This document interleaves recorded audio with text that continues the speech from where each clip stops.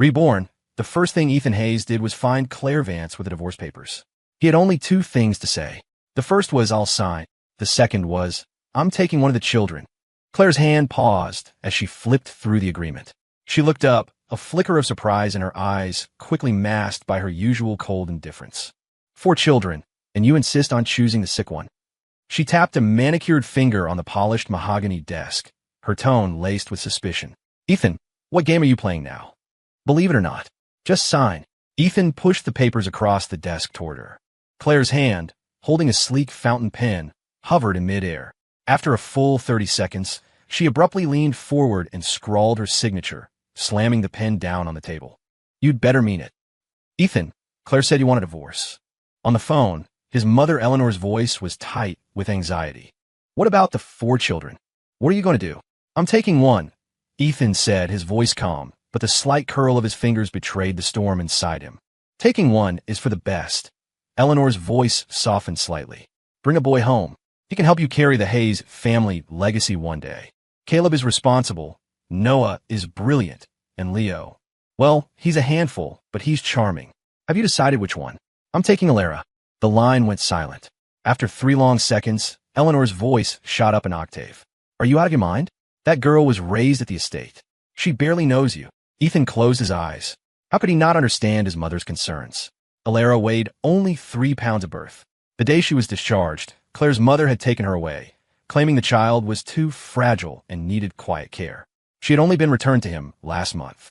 In terms of affection, she couldn't compare to the 3 sons he had raised since birth. But only he knew that the only person in this world who had ever truly loved him was his little daughter. In his last life, after he died, his little girl had stood before his gravestone, clutching crumpled birthday money, sobbing so hard she could barely breathe. "Daddy, I'll give you all my money. Please don't be dead, okay?" The family portrait on the living room wall was slightly faded by the sun. In the photo, Claire was holding their 3 sons, a gentle smile on her face. In his own arms, Alara clutched nervously at his shirt, her small face devoid of smile. Ethan picked up a pair of scissors. Snip! The photograph was cut in 2. One half was Claire and their 3 sons. The other was him and his daughter. "I'm sure," he said. His voice was quiet, but it resonated with finality. "Just think about it, Ethan." Eleanor sighed on the other end. "When Claire was pregnant with the quadruplets, you did everything for her. You lost 20 pounds. All those years together. How can you just throw it all away?" Ethan's mouth twisted into a humorless smile, his eyes misting over. All those years, he once thought they meant something. An arrangement made by their families when they were children. They grew up together. He knew she was in love with Julian Croft, but he married her anyway.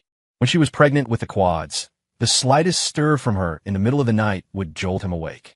He'd massage her back, cater to her every need. Their eldest, Caleb, only 7, would frown and say, "Dad, stop bothering Mom."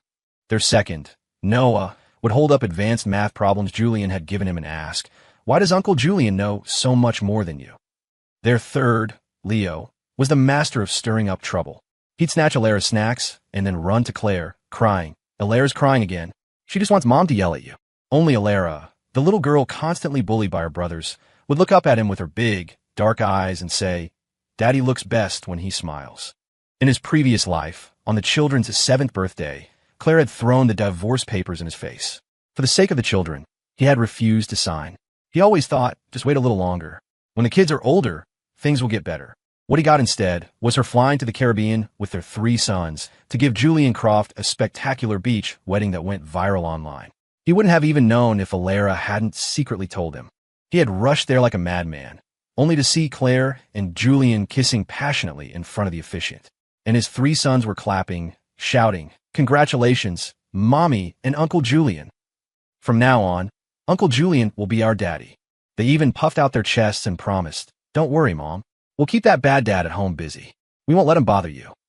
The 5 of them stood there in the sunlight, a strange resemblance in their features, looking as close as a real family. In that moment, his world had collapsed. He charged forward, demanding answers, but was hit by a speeding car. As his body flew through the air, he saw Claire and his 3 sons standing on the beach, not a ripple of emotion in their eyes. Later, he learned that less than 6 months after his death, Alara had fallen gravely ill, missing him so desperately. She died in her sleep, calling out for her daddy. "Mom, don't try to change my mind. I made my decision. Ethan wiped away a tear, his voice growing firmer. After the divorce, Alara will be my only child and the sole heir to the Hayes fortune. He paused, then added, the divorce will be final in a month. As soon as it's done, I'll bring Alara to the UK to join you. Hanging up, Ethan felt a massive weight lift from his shoulders. He could finally breathe. Creak! The door opened softly. Alara stood there, clutching a stuffed animal, her small voice filled with anticipation. Daddy, when does the birthday party start? Right away, sweetie. Daddy's coming down now. Ethan's voice softened instinctively. In the corner of the room were stacked gifts. A rare collector's encyclopedia for Caleb, a limited edition collectible for Noah, a signed jersey for Leo, and the doll Alara had been dreaming of. He had prepared them according to the list from his past life. But this time, he wouldn't wait anxiously for them to say, thanks, Dad. As he reached the landing of the stairs, the voices from the living room pierced him like needles. Claire, are you really divorcing him for me? Julian Croft's voice was thick with feigned distress. Caleb and the boys are wonderful. It would break my heart no matter which one he takes. Besides, he loves you so much. What if he refuses to sign? He wouldn't dare. Claire's voice was hard as steel. If he doesn't, I'll just take you abroad and we'll have the wedding there. Don't be sad, Uncle Julian. That was Noah's voice.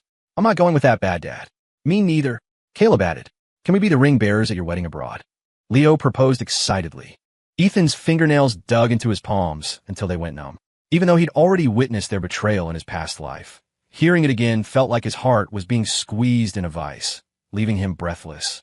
He took a deep breath and stepped around the corner, his face a cold mask. The party is about to start. Julian flinched like a startled deer and rushed over to him. Mr. Hayes, I know I'm not welcome. I'll leave right now. As he passed, Julian suddenly tripped, yanking Ethan's arm and pulling him backward down the stairs. Ethan saw the look of shock on the faces of Claire and their sons. She reached for him first, but at the sound of Julian's pained grunt, her hand changed direction, and she lunged to catch Julian instead. The world spun. An explosion of pain shot through his back as it slammed against the steps. His vision blurred.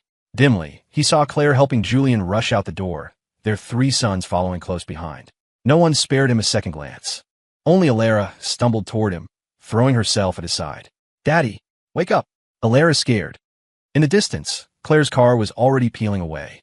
The 3 boys stood on the driveway, staring anxiously after it. Uncle Julian's hand is bleeding. I hope he's okay, Noah said, standing on his toes. I wish we could have gone to see. Mom said we'd just be in the way, Caleb grumbled. Hey, why is Alara crying? Leo finally noticed the small figure in the corner. Only then did the 3 of them remember Ethan lying on the floor. They ran over, pushing Alara aside. Dad, are you okay? Noah reached out to pull him up. I'll take you to the hospital. Caleb's eyes darted around. Sorry, Dad. We were just so worried. We got confused. Don't be mad at us. Leo quickly interjected.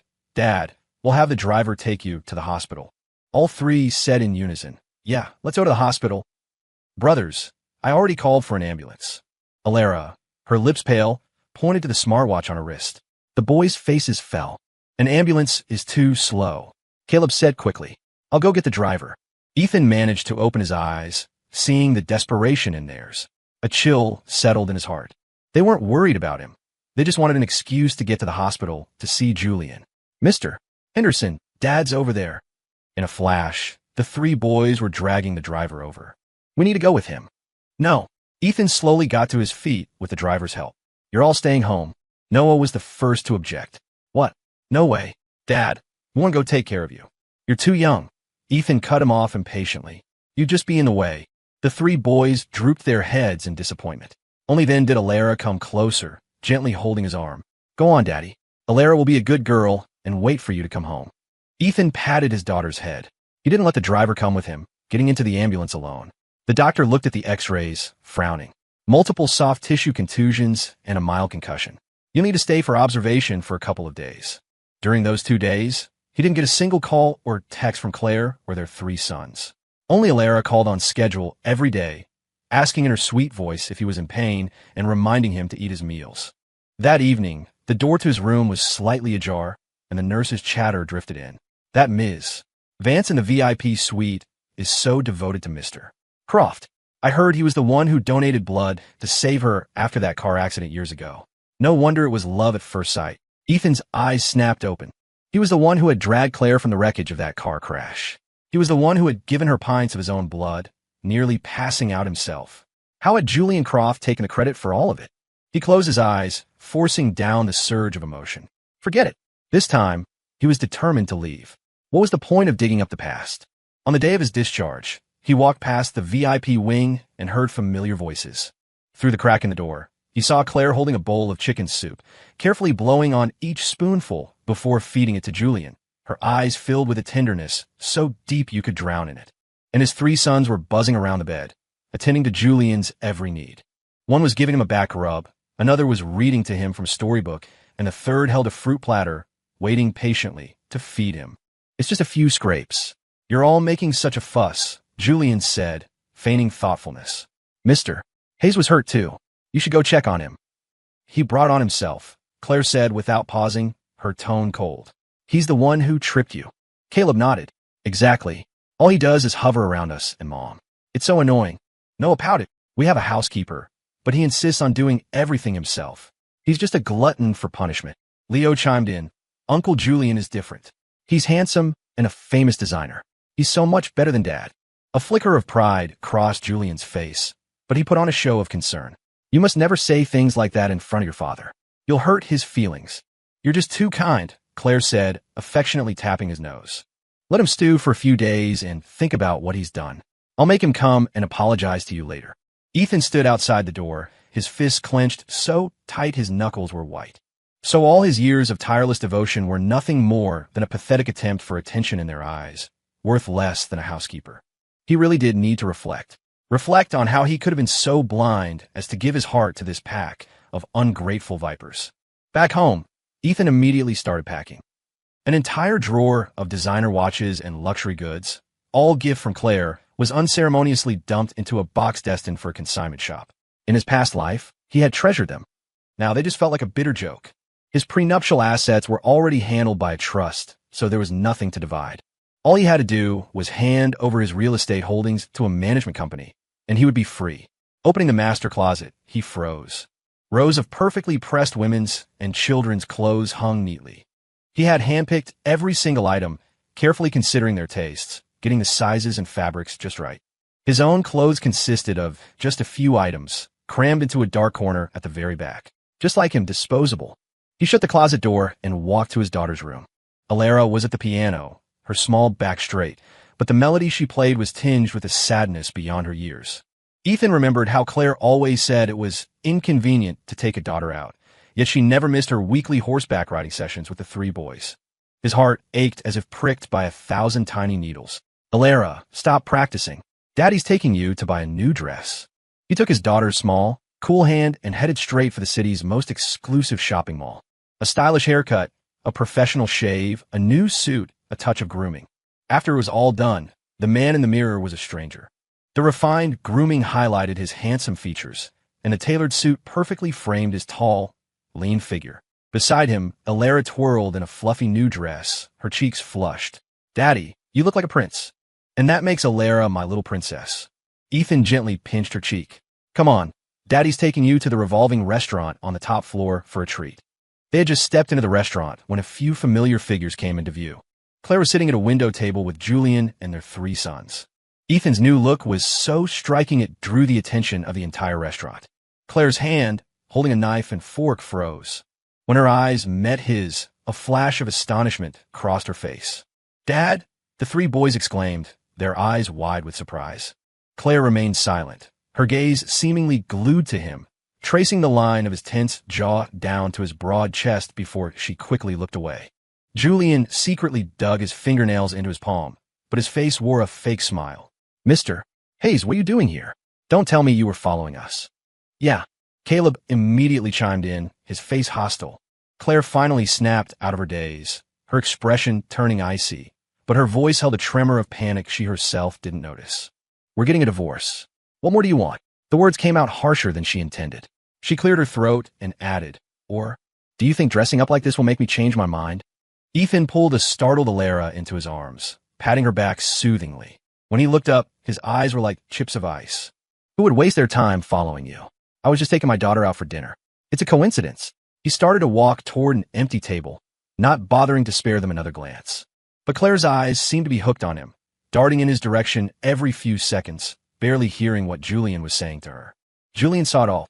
He picked up his wine glass, stood, and walked over to Ethan's table. Mr. Hayes, I'm so sorry about the other day. I fell and inadvertently caused you to get hurt. This is on me, as an apology. Before he finished speaking, his wrist tilted, and a splash of red wine cascaded all over Ethan's new suit. Daddy! Alara cried out, rushing to his side. Oh, I'm so sorry. I didn't mean to. Julian frantically grabbed some napkins. As he leaned in close to Ethan, he hissed in a voice only the two of them could hear. I just realized today what a pretty little thing your daughter is. Claire already agreed. When she's a little older, we're sending her off to my family's estate in the country. A little companion for my nephew. Ethan's pupils contracted. A bone-deep chill shot up from his feet. Without thinking, he shoved Julian away. Julian, as if anticipating it, stumbled backward into a serving cart. A tureen of scalding soup tipped over, splashing all over his arm. Ah, he screamed, tears instantly welling in his eyes. Julian, Claire rushed over. Seeing the rapidly swelling red burn on his arm, she helped him up. I'm taking you to the hospital right now. Ethan was still reeling from Julian's threat. Seeing her about to leave, he grabbed her arm. Is it true what he said? You're going to send Alara away to his nephew. Claire impatiently yanked her arm free. Alara is frail and sickly. The Crofts being willing to take her in is a blessing for her. She glanced at the gawking onlookers, her frown deepening. Do you have to make a scene in public? Look at yourself. Do you even look like a father? Can't you have some decency? Ethan bit his lower lip so hard he tasted blood. He forced the words through his teeth. I am Alara's biological father. How could you make a decision like that without consulting me? He looked up at her, the light in his eyes slowly dying. Claire, I won't let you get away with this. Seeing the utter darkness that had settled in his eyes, Claire felt an uncharacteristic wave of frustration. She frowned, her tone softening without her realizing it. What do you mean? You promised. After the divorce, I get to take one child. Ethan said, each word deliberate. So, I will be taking Alara. Daddy, what about us? The three boys suddenly cried out in unison, tears streaming down their faces as if they were the victims of some great injustice. The words died on Ethan's lips, choked off by their performance. Claire's expression was impatient, but her fingers curled at her side. Who you choose is your business. Besides, there's no rush. She paused, then deliberately wrapped her arms tighter around Julian, her voice dripping with disdain. You don't have to throw a tantrum here. We'll settle everything on the day we finalize the papers. Ethan looked at the certainty in her eyes, the conviction that he was just throwing a fit, and felt a wave of helplessness wash over him. Even if he ripped his heart out and presented it to her, she would just see it as another one of his ploys for attention. He took a deep breath, the question that had been buried in his heart for so long finally breaking free. If I had been the one to save you back then, would you still treat me like this? There are no ifs, Claire said without looking back. I love Julian. It has nothing to do with being saved. Now move. I need to get him to a hospital. She pushed past him, supporting Julian as they strode away. Her words snuffed out the very last spark of hope he had for her. Over the next few days, the three boys seemed to have a sudden change of heart, trying every trick in the book to cheer him up. Caleb brought him a bowl of bird's nest soup, but accidentally spilled it all over a contract he had just finished preparing. Noah helpfully peeled an apple for him, but the knife somehow slipped, nearly slicing his hand. Leo would burst into his office during video conferences and start singing at the top of his lungs, giving him a splitting headache. Ethan watched it all with cold detachment. In his last life, he had been fooled by these childish, unintentional mistakes, always telling himself they were just kids, that they would understand when they grew up. It wasn't until he was pushed into the abyss that he realized some natures are twisted from the very root. One day, looking for evidence for the divorce proceedings, he pulled up the living room security camera footage. The scene on the screen made his fingers clench. The three boys were huddled together on the carpet, their little heads close, whispering conspiracies. Their faces were etched with a cunning that didn't belong on children. Do you think Dad will suspect we're doing it on purpose? Noah asked, his brow furrowed. No way. We're his sons, Caleb said with an eye roll. Uncle Julian said all men fall for this stuff. Uncle Julian's nephew is disabled. A psychic said only Alara's constitution can balance his bad luck. Noah said, his voice dropping to a conspiratorial whisper. Once Alara's gone, Dad will have no choice but to pick one of us. But what if he actually picks one of us? Leo whined, looking miserable. I don't want to go with him. Are you stupid? Caleb smacked him on the head. Even if he picks us, we'll just cry to Mom after a while and say he hits us and doesn't feed us. Mom will bring us right back. And then we can live with Mom and Uncle Julian forever. Ethan watched the three children high-five on the screen and couldn't help but laugh. But as he laughed, his eyes grew red. He was right. He shouldn't have held out any hope for them. But he couldn't expose them yet, not with their spoiled tempers. There was no telling what they might do to Alara if they were cornered. On the monitor, the three conspirators broke up, and the sound of their footsteps grew closer to his office. Ethan took a deep breath, suppressing the turmoil inside him, and waited for them to enter.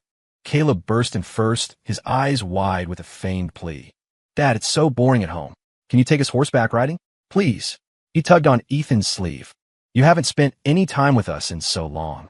Ethan saw the poorly hidden eagerness in their eyes and sneered internally. He knew his sons better than anyone. They didn't want to go riding. They were desperate to see Claire and Julian, who were no doubt at the equestrian club.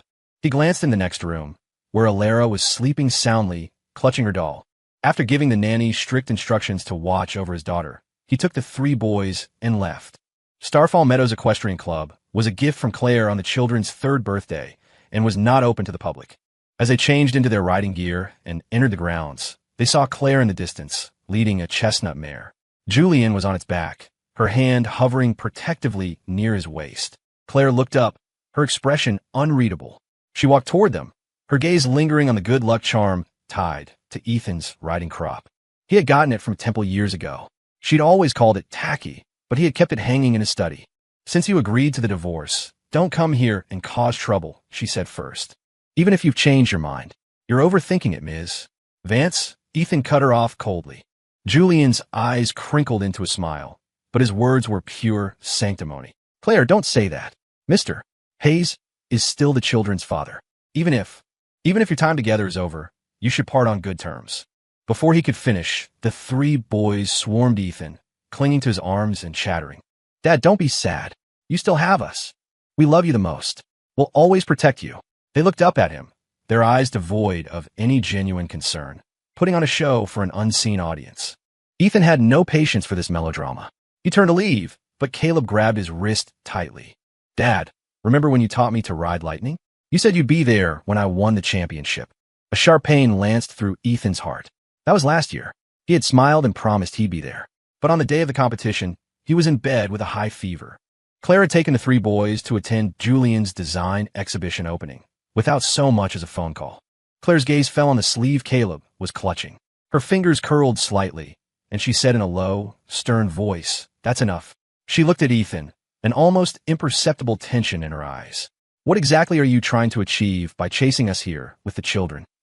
Before Ethan could answer, Leo looked up and asked, "Dad, are you really going to divorce Mom? And you're really only taking Alara?"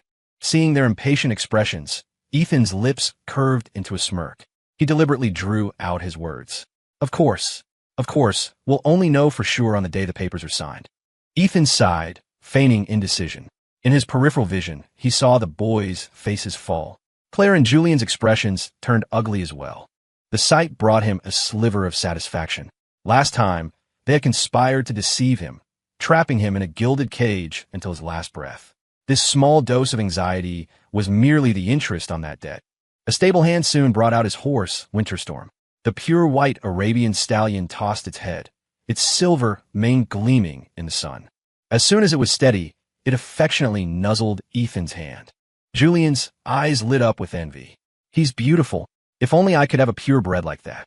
Without another word, he reached out to stroke the horse's neck. Ethan's expression darkened.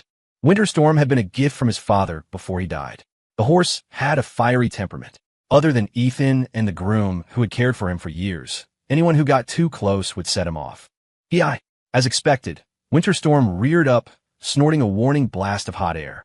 "Julian, look out!" Claire reacted instantly, yanking Julian behind her and shielding him, her face livid. Ethan had already stepped forward, grabbing the horse's reins and soothing it in a low voice. "Winterstorm, it's okay. Easy, boy." The whinnying subsided, but Winterstorm was still agitated, pawing at the ground and staring fixedly at Julian. Julian was pale with fright, trembling. "You animal! You try to hurt him." Claire's fury ignited. She waved a hand at the stable hand. "Drag this mad horse to the slaughterhouse. You touch him and you'll regret it." Ethan spun around, his eyes bloodshot. The hand holding the riding crop was shaking uncontrollably. Claire, this was the last thing my father ever gave me. If you want to touch him, you'll have to go through me first. The air froze. It was the first time Claire had ever seen him like this, and her heart clenched with a strange tightness. Her mouth opened, but before she could speak, Julian was tugging at her sleeve. Claire, let it go. I'm not hurt. Don't ruin your relationship over me. Relationship? Claire snorted, her gaze sweeping over Ethan's tightly pressed lips. Her voice was hard. What relationship? Despite her words, the hand she had raised toward the stable hand slowly dropped to her side. The three boys immediately rushed to her side. Leo shook his little fist at Winterstorm. It's all your fault. You scared Uncle Julian. Ethan looked at their righteous indignation and found it absurd. Minutes ago, these children were clinging to his arm, promising to protect him forever. Now, for the sake of an outsider, they were hostile to everything he held dear. Dad, Mom's just really angry. Caleb was the first to snap back to reality. He tugged on Ethan's sleeve, his face a mask of appeasement. Let's have the stable hand take Winterstorm back to the stables, okay? His mind was racing. If the horse was gone, Dad would stop fighting with Mom, and Uncle Julian would keep buying them the latest Transformers. Ethan looked at the calculating expressions on his sons' faces, and his heart felt like it was being scraped by gravel. This was his own flesh and blood, yet the scheming in their eyes was colder and more painful than Claire's indifference. He was about to lead Winterstorm back to the stables himself when Julian stopped him. Mr. Hayes, I need a word with you. As soon as Claire was out of earshot, fetching a bottle of water, Julian's timid facade vanished, replaced by sheer arrogance. I want the horse. Name your price. Not for sale. Ethan's voice was flat. Don't be an idiot. Julian pulled a long, thin steel pin from his pocket, twirling it between his fingers. You think Claire actually cares about you? She was protecting me because you don't know your place. Be smart and give me the horse. Otherwise, I'll have her turn this beast into dog food, and then I'll let her watch how you accidentally hurt me. Ethan's heart sank. He remembered Claire's cutting remark. What relationship? And the boys' cheers for Uncle Julian. A chill shot up from his feet. Before he could respond, Julian took advantage of his distraction and plunged the steel pin deep into Winterstorm's flank. The horse, mad with pain, went berserk. It hurts. Winterstorm kicked Julian, who crumpled to the ground, screaming. As the frantic horse was about to trample him, Ethan, without a second thought, leaped onto its back, gripping the reins for dear life. Winterstorm, calm down. Ethan, are you crazy? Claire's furious roar exploded from behind him. She ran toward them, her riding crop whistling through the air as she lashed it against the horse's side. Are you trying to kill Julian? The blow was vicious. Winterstorm, completely out of control, bucked and kicked wildly. Ethan was nearly thrown off, clinging to the reins, not daring to loosen his grip for an instant. Seeing him swaying precariously on the horse's back, a flicker of panic crossed Claire's eyes. She instinctively took a few steps forward, but Julian's cries stopped her in her tracks. Just then, the club staff finally arrived, quickly corralling Winterstorm with specialized ropes and injecting a tranquilizer into its neck. With a heavy thud, Winterstorm collapsed, foam frothing at its mouth as it convulsed. Ethan rolled to the ground. He had just gotten his feet when he heard Julian sobbing in Claire's arms. Claire, don't blame Mr. Hayes. He's just jealous of me. I don't blame him. With that, his head lolled to the side, and he passed out. Claire checked his breathing. After a moment of relief, her anger flared again, her eyes like poison daggers fixed on Ethan. Julian is still defending you even in this state, and this is the best you can do? Someone take Mr. Hayes to the isolation room to reflect. Without my permission. Her words were cut short by a commotion from the direction of the stables. Ethan looked over, and his face instantly turned pale. The commotion grew louder. The small figures of Caleb, Noah, and Leo emerged, each riding a pony, charging out of the stables like madmen. Dad, help us! The three boys, their faces masks of terror, galloped wildly toward Ethan, their small bodies bouncing precariously on the ponies' backs. Ethan's heart seized. He ran toward them on pure instinct. They were the children he had cared for 7 years. Even after witnessing their deceit, he couldn't stop himself. But as he got closer, he saw the fleeting, triumphant smirk on their faces. It was the look of a successful scheme. It was too late to turn back. Thump! Caleb's pony reached him first. Its hooves, backed by the force of its gallop, slammed viciously into his chest. With a sickening crack, the agony of a broken bone exploded through him. Ethan was thrown backward, landing hard on the grass. Before he could even catch his breath, Noah's and Leo's ponies were upon him, their hooves trampling him without mercy. He lay on the pristine green lawn, coughing up mouthfuls of blood that stained the grass beneath him. His vision blurred, the sound of the wind growing distant. Through the haze, he heard Claire's voice, laced with a panic even she didn't recognize. "You've gone too far. No matter what, Ethan is still your father." Julian immediately cut in, his voice soft. "They're just children. What do they know? I know you were just trying to stand up for me, but if you had gotten hurt, I would have been truly heartbroken. We just couldn't stand him bullying you. If we didn't teach him a lesson, we couldn't stand it. Uncle Julian, we planned this all along." Noah's voice was cold as ice, nothing like a child's. "Dealing with this man every day is too much trouble. It's better to put him in the hospital for a while. It'll give us some peace and quiet." Leo chimed in, his childish voice carrying a strange certainty. "And we heard you talking to Mom. The three of us. We only exist because Mom used your and her embryos for IVF. Only Alara is his. We, with Mom and you, Uncle Julian, are the real family." A deafening roar filled Ethan's head. Everything went blank. All the things that had never made sense suddenly clicked into place. Why Claire had insisted on IVF when they had a normal marital life. Why of the quadruplets, only Alara was ostracized from the start.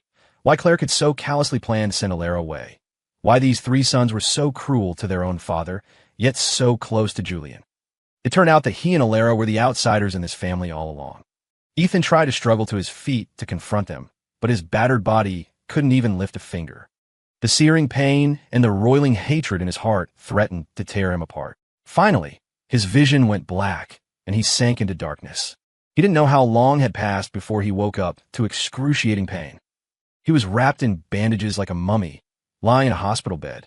The pain was a stark reminder that what had happened was not a dream. He hadn't misheard. The three sons he had painstakingly raised were not his flesh and blood. Just then, the door to his room opened softly. His three sons walked in, their faces plastered with concerned smiles. "Dad, you're awake. That's great." Caleb was the first to rush to the bedside, his small body bumping heavily against Ethan's chest. The barely healed wound tore open again, and a fresh wave of agony made him break out in a cold sweat. "We're so sorry, Dad. It's all our fault. If it wasn't for protecting us, you wouldn't have gotten hurt so badly." Noah, ignoring him, unwrapped a gift box and took out a wind-up toy frog. He placed it directly on Ethan's bandaged chest and wound it up, letting the frog hop up and down on his injuries. Ribbit, Ribbit, we made you a gift to apologize." A dull ache spread through Ethan's chest. He nearly threw up again. "Dad, you just focus on getting better. We'll take good care of our sister," Leo said, then sat down heavily on Ethan's cast-covered right hand. The piercing pain made Ethan's vision go black. He watched their hypocritical performance, too weak to even sneer, and let them continue their torment. Under the guise of care, the boys' relentless torture finally took its toll. Ethan's vision faded, and just as they had hoped, he passed out again. He woke up 3 days later. The hospital lights were blinding, and the pain hadn't subsided in the slightest. The smallest movement sent waves of agony through his body. But at least he was alive.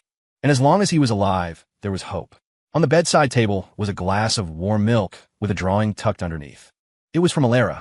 2 crooked stick figures holding hands, with the words "Get well soon," Daddy scrawled beside them. Just as a sliver of warmth entered his heart, the door was thrown open. Julian Croft strode in, dressed in a sharp suit, looking vibrant and healthy. A stark contrast to the bandaged figure in the bed with only his eyes showing. TSK, you're a tough one. I'm surprised you're not dead." He circled the bed, his voice dripping with venom. "The doctors say your lower body might be shot. You'll probably never walk again. Can you imagine how Claire will feel when she sees you like this?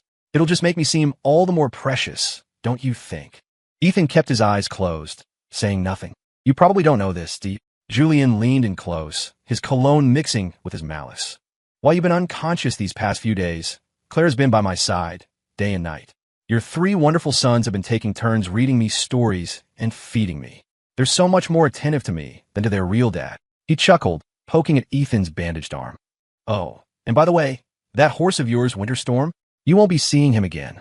Claire heard I'd never tried horse meat, so she had him butchered on the spot. It made a delicious stew. A shame you missed out." Roar. Ethan's eyes snapped open. The calm pools of his eyes erupted into a violent storm.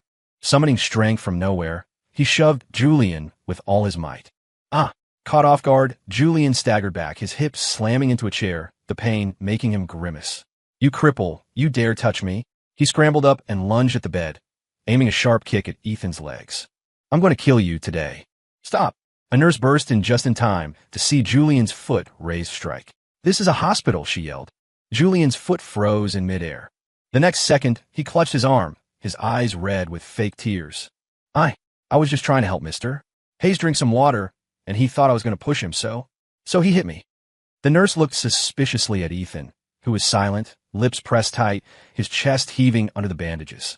In the end, she didn't press the matter, just mumbled something about no shouting in the hospital, and went to get the doctor. Julian shot Ethan a glare, straightened his cuffs, and left in a huff. After the doctor came in and checked him over, he let out a heavy sigh. "Mr. Hayes, the damage to your spine is worse than we thought.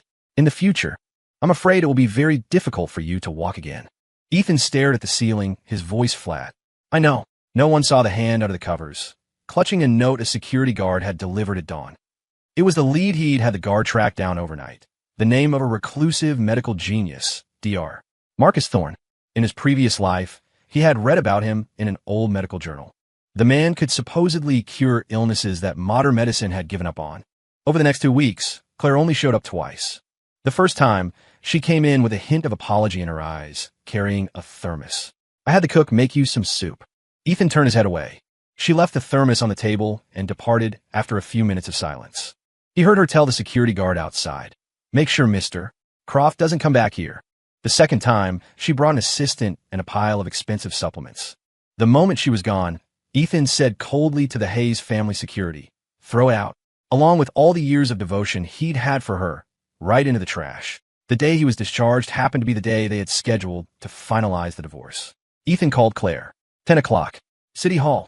There was a 3-second silence on the other end, followed by a derisive laugh. Don't worry. Since you insist on putting on this little show, I'll be sure to play my part." Before he could reply, she hung up.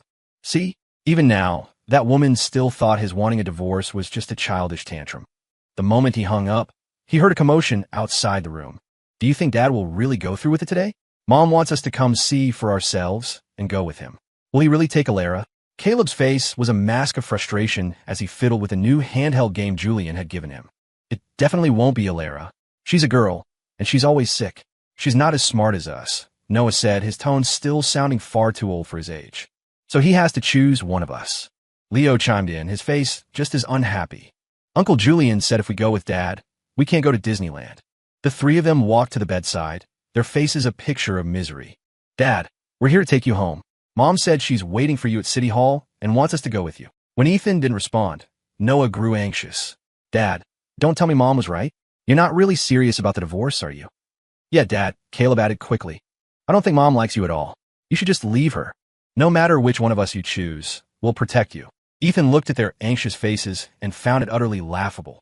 What made them so sure he would choose one of these 3 children brainwashed by Julian Croft? "Don't worry." Ethan's voice was unnaturally firm. "I'm getting this divorce, and I won't regret it." What he didn't say was that he wouldn't be choosing any of them. The 3 boys exchanged a look, visibly relieved. Ethan had his security team take them to City Hall first, while he waited in the room for his own family to arrive. Not long after, the door opened and a dozen men in black suits filed in, bowing in unison. "Mr. Hayes, Mrs. Hayes sent us to escort you." With the help of his bodyguards, Ethan stood up from the wheelchair, steady and firm. "Let's go." On the way to City Hall, Ethan received a text from his mother. "Don't worry, Ethan. I have Alara. We're waiting for you outside. We'll take you straight to the airport." Ethan closed his eyes. When he opened them again, the gloom was gone, replaced by a sharp, intimidating glint. Inside the City Hall waiting area, Claire, dressed in a white dress, was holding on to Julian Croft, who was clad in a designer suit. They looked for all the world like a happy couple about to register their marriage. "Claire, are we really doing this today?" Claire stood on her toes and kissed the corner of his mouth, her voice tender. "If my father hadn't threatened to end his own life, I never would have married Ethan Hayes. I made you wait all these years. It's time I gave you what you deserve." "I can't wait to marry you," Julian said, hugging her, his smile triumphant, though his eyes were fixed on the entrance. "It seems I've arrived just in time." At the sound of Ethan's voice, the room fell silent. He stood there in a silver-gray suit, his hair swept back, a faint smile playing on his lips. He looked less like a man just out of the hospital and more like a movie star. Julian's face changed. How can he be standing? He blurted out. Claire's gaze locked onto Ethan, and for a moment, she was completely lost in a daze. Claire, it's time to sign the papers, Julian said, frantically tugging her sleeve. With the heavy stamp of the clerk, their 8-year marriage was officially over. Julian, relieved, immediately pushed the 3 boys toward Ethan. Now you can tell us the truth. Which child are you taking? Just then, Eleanor Hayes walked in, holding Alara's hand, her presence formidable. Little Alara, in a pink princess dress, saw Ethan and ran into his arms. Daddy! Ethan knelt to hug his daughter. Then he stood, holding Alara's hand, a smirk on his face. From the very beginning, she was the only one I ever wanted. The words dropped into a room, so silent you could hear the clock ticking. The tender smile on Claire's face froze, her eyes locked on the hand Ethan used to hold Alara's. The 3 boys, though secretly glad not to have been chosen, couldn't understand it. How could their father abandon them, the sons he had raised, for Alara, the daughter who had been raised by her grandmother? A strange fire ignited in Claire's chest, making her inexplicably agitated. She was so sure he would choose a son, so certain this divorce was just a game of his, that he would eventually come crawling back. The unease and anxiety churning inside her forced her to act. She said in a low voice, "No, pick another one." Without waiting for a reply, she stepped forward, reaching to pull Alara back. Daddy! Alara's face was filled with panic, her helpless eyes pleading with Ethan. Ethan took a step forward, blocking Claire. Claire, what do you think you're doing? Claire's dark gaze shifted between them, her voice hard. What do I mean? You know perfectly well I've promised a match with the Croft family. You're choosing Alara just to use her as a bargaining chip to ruin my relationship with them, aren't you? Claire, Ethan said, ignoring her intimidating aura and meeting her gaze directly. We've known each other since we were children and were married for 8 years. You should know me better than that. He enunciated each word clearly. I said I'm choosing Alara, and no one's going to change that. His voice wasn't loud, but it carried to every corner of the room. The 3 boys are the first to erupt, swarming him. You can't choose Alara. You don't even like her, do you? Why won't you pick one of us? They tugged at his clothes, their voices breaking. Daddy, don't you love us anymore? Ethan forcefully shook them off. That's right. I don't. The words were meant for Claire, too. Impossible. Claire's heart lurched. He had once loved her to distraction, willingly giving up his life to become a homemaker for 8 years. How could he just stop loving her? It had to be a bluff, words said in anger. She tried to reassure herself, but the hand holding the divorce certificate was trembling uncontrollably. She couldn't understand it. The divorce was what she had wanted, so why did the sight of him leaving make her heart ache? Why did she feel an urge to stop him? But there what? Ethan's gaze turned sharp as a razor, piercing through her and the boys. Are you going to say they're the ones I raised, that I can't bear to part with them? He dropped the smile and brought the divorce certificate to his lips, kissing it lightly. I can. Claire, we're finished. The 3 boys are all yours. I wish the 5 of you a lifetime of happiness together. Julian, sensing the shift in Claire's demeanor, quickly stepped up and put his arm around her, staking his claim. Well, thank you for the good wishes, Mr. Hayes. Claire, it's getting late. We still need to register our marriage. Claire's eyes remained fixed on Ethan's calm face. Seeing no reaction from him, she snorted. Fine, let's go get married right now. Ethan Hayes, you'd better not regret this and come begging me for forgiveness one day. She was certain he was just putting on a brave face, but she didn't know that the Ethan who had been reborn, whose heart had been shattered by her and her sons, had long since been ground down by time, never to be the same again. Ethan smiled freely. Don't worry, you'll be waiting a long time. He took Alara's hand and walked to his mother. Mom, let's go home. Eleanor shot a withering glare at Claire, then turned to her son and granddaughter, her expression instantly softening with love. Yes, let's go home. Alara held her father's hand with her left and her grandmother's with her right, her face beaming with a radiant, contented smile. This was the first time she had been chosen so decisively. Her daddy hadn't abandoned her. She was so happy. She squeezed Ethan's hand tightly. Daddy, thank you for choosing me. I promise I won't let you down. The child's earnestness softened Ethan's heart, filling him with affection. Alara is a good girl, and thank you for always choosing me. The young Alara didn't understand the weight of his words, but she gave him a radiant smile in return. Ethan and his mother exchanged a smile. The 3 of them walked out of City Hall together, leaving the people behind them completely in their past. They really left, without a single backward glance. Oomph, what a bad dad. Good thing we're getting a new one right now, Caleb said, running to Julian's side, his face full of adoration. From today on, our family can finally be together. Noah and Leo ran over too, sweetly calling out, Daddy. Julian's face was a mask of fatherly affection as he ruffled their hair, but his eyes darted toward Claire's grim expression. The onlookers had already pieced together the story from the snippets of conversation, and they began to whisper, Isn't that CEO Vance? Getting remarried the same day she gets divorced, really? And those kids are so cold-hearted. Their own father leaves, and they don't even look sad. Guess it's true what they say, a daughter is more caring. That guy in the suit doesn't look like a good person, grinning like that. The three boys' faces flushed crimson. They were about to argue back when Claire's sharp voice cut them off. Let's go. Haven't you caused enough of a scene? She turned and walked away first, her posture radiating a sense of defeat. Julian froze for a second before hurrying after her with the three boys. Meanwhile, the three generations of the Hayes family were already on a flight to the UK. Ethan leaned against the window, watching the city below shrink until it was swallowed by the clouds. The sunlight bathed his face, softening his features, a smile of relief spreading across his lips. The people he loved were by his side. The ones he didn't were left behind. The plane cut through the clouds, heading for the other side of the ocean. This time, he was finally carrying his own light, running toward a new life. Claire never went to get married with Julian. She just left. Her chest felt like it was being squeezed by an invisible hand, a sharp pain mixed with a nameless panic that threatened to crush her. She should have been happy. The divorce was final. Nothing stood between her and Julian anymore. But her heart felt like it had a gaping hole in it, a cold wind whistling through, leaving her feeling empty and panicked. She drove aimlessly through the city streets, finally ending up back at the house she had called home for 8 years. It wasn't long before Julian arrived with the three boys. Claire, why did you leave? We haven't gotten our marriage license yet. He stood before her, his voice calm, but his eyes betraying a hint of anxiety. Claire looked at his handsome face and felt nothing. The spark she'd felt when they first met, the sleepless nights she'd spent thinking of him. It was all a blur now. She tried to force a smile, but her face felt stiff. Today wasn't the right time, she said, her voice dry. Some other day, after things die down, I'll take you. A flash of anger crossed Julian's eyes, but it was quickly replaced by a gentle smile. Okay, whatever you say, but his hands, hidden at his sides, clenched into tight fists. That night, Julian, dressed in a sheer silk robe, padded across the soft carpet and wrapped his arms around Claire's waist from behind. His voice was seductive, a feather-light touch against her ear. Claire, tonight, I'm all yours.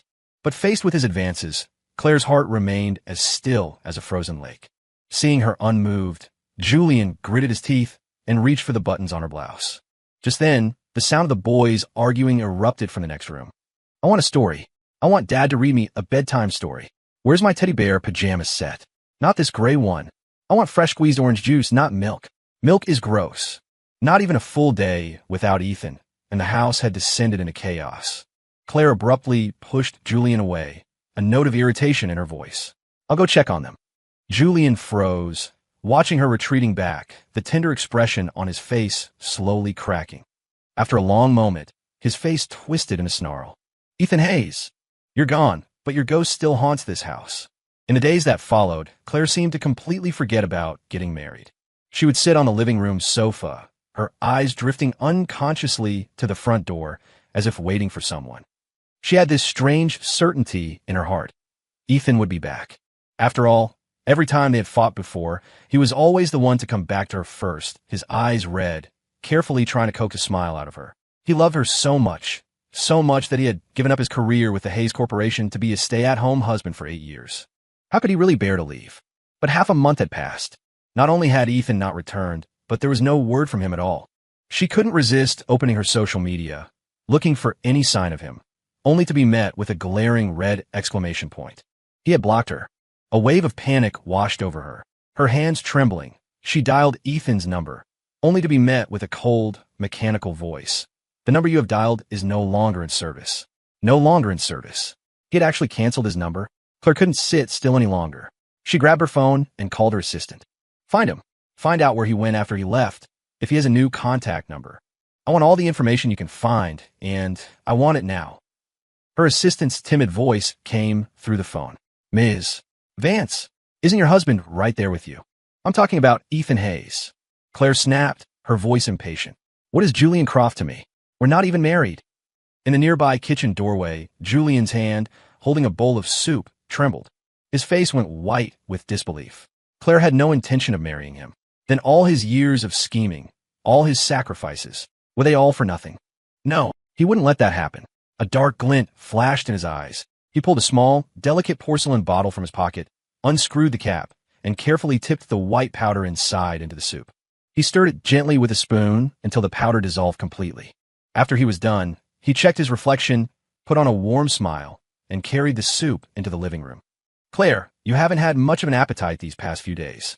I made you some chicken soup to help you get your strength back. He placed a tray on a coffee table and held a spoonful to her lips. Have a taste? I simmered it for 3 hours. Normally, she loved these affectionate gestures. But now, looking at the spoon before her, Claire just felt irritated. I don't like soup, she said, turning her head away. You have it. The smile on Julian's face froze. His eyes immediately reddened, and his voice choked. I know, my cooking isn't as good as Ethan's, but I really did spend a long time on this soup. Please, just one sip? For me. Seeing his hurt expression, Claire finally relented. She took the spoon and set it aside, about to pick up the bowl and drink it all. Creak, the sound of the front gate opening. Claire shot to her feet, dropping the bowl of soup on the floor, not even noticing. She rushed to the door. Ethan, are you back? Hearing the desperate hope in her voice, Julian's eyes darkened, and his fingers clenched silently. Mom! It was the voices of the 3 boys at the door. The hope on Claire's face vanished, replaced by an undisguised disappointment. You're not supposed to have your piano competition until later. Why are you home so early? At the mention of the competition, Caleb's face turned bright red. Mom, they were horrible, he fumed. They said we were traitors who abandoned our own father. Noah chimed in, his voice equally indignant. We tried to explain that Uncle Julian is our real father, but they didn't even apologize. They just laughed at us and called us bastards. We got into a fight, and we were disqualified. Leo sniffled, pointing to the bruise near his eye. Mom, look at my eye. Are we really bastards? Claire's expression was complicated. She was angry at the boys for airing their family's dirty laundry, but she also felt a pang of sympathy for them being bullied. For the first time, she felt regret. If she hadn't divorced Ethan, if the children had never known the truth, would any of this have happened? Julian, however, didn't notice her internal conflict. Hearing what had happened to the boys, his eyes, far from showing sympathy, held a hidden glint of pleasure. He put on a sincere face. Claire, we should go get her marriage license right away. Once I'm officially their father, I'll protect them. I'll never let anyone bully them again. He spoke with deep emotion, as if he were a truly devoted father. But to Claire, his words were grating. They've been humiliated like this, and all you can think about is getting married? If we're not married, they're not your children. You won't stand up for them. And don't forget who caused this whole mess in the first place. She paused, the rest of the sentence on the tip of her tongue. If Ethan were here, he would have already gone to confront the other parents, his eyes blazing. He wouldn't be standing here, only thinking about his own status. She swallowed the words, but the look she gave Julian was already turning to ice. Julian, when did you become so opportunistic? You've disappointed me. Julian was speechless. The 3 boys looked at each other, their gazes toward him now tinged with distance. Since Ethan had left, they had slowly come to realize that the father they had always found nagging and annoying had become an indispensable part of their lives. No one read them bedtime stories anymore. The food was still gourmet, but it never tasted as good. Their clothes were neatly folded by the maids, but their outfits were never quite right. No one laid out their socks for the next day. There was no one at the school gate to remind them to look both ways before crossing the street, and no one waiting at the front door to take their backpacks with a smile. These small changes left a constant, hollow feeling inside them. Since Julian had moved in, all his energy was focused on pleasing Claire. He never asked them, "Did you have a good day at school?" He never disciplined them with a stern word followed by a gentle explanation. They were only now realizing, too late, that the comforting presence they missed was called a father's love. The 3 boys exchanged a look and then asked in a small, uncertain voice, Mom, is Dad ever coming back? The backyard was suddenly silent enough to hear a pin drop. Claire didn't answer, but Julian, from an angle she couldn't see, shot the 3 children a venomous glare. Ungrateful little brats. They knew his position in the family was precarious, yet they were still hoping for Ethan to return. His ferocious expression terrified the boys. They instinctively shrank behind Claire, their eyes wide with fear. After a long moment, Claire sighed deeply and stroked her sons' heads. Don't worry, Daddy will come back. She would find him. Ring, ring. Her phone suddenly rang, shattering the silence. Claire answered, her expression growing grave. What? Ethan took Alara and left the country. All his information has been wiped. The trail has gone cold. Useless, she snarled. Redouble your efforts. I don't care if you have to tear the world apart. Find them. She knew perfectly well who was behind this. The Hayes family had deep roots abroad. They must have him well protected. In their home country, the Vance family was all-powerful, but overseas, she was searching for a needle in a haystack. So, Ethan had truly left for good, without leaving even a sliver of a possibility of returning. Keep looking. Spare no expense. The person on the other end acknowledged her order, then hesitated. Ms. Vance, there's one more thing. During our investigation, we found that your car accident years ago was not an accident. The driver had been in contact with Julian Croft before the incident and received a transfer of $500,000 afterward. Claire's pupils contracted violently. She instinctively looked at the man standing behind her. And the voice on the phone paused, growing more cautious. The blood donation records were tampered with. The real donor wasn't Julian Croft. It was your ex-husband, Ethan Hayes. Boom! A clap of thunder exploded in Claire's mind. Her grip on the phone tightened.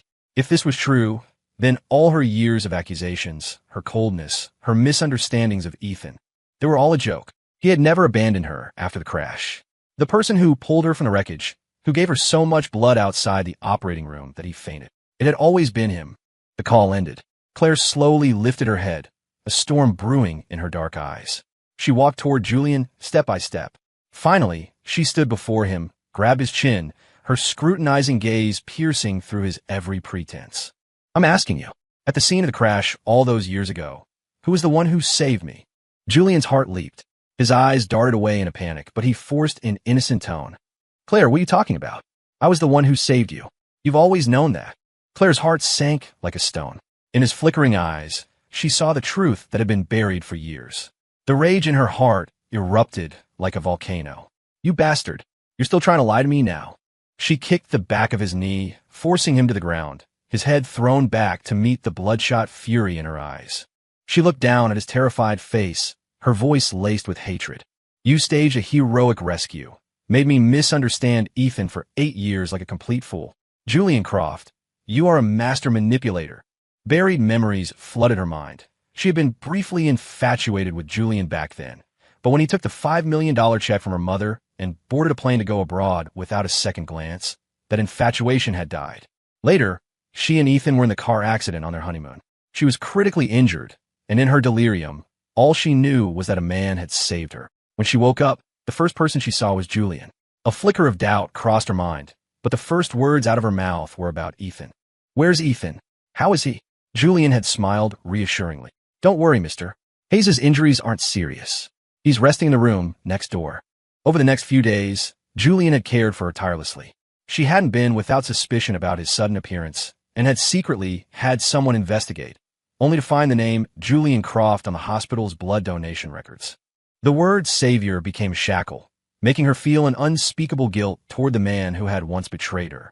After she was discharged, she set him up in a villa in the suburbs, gradually letting her guard down.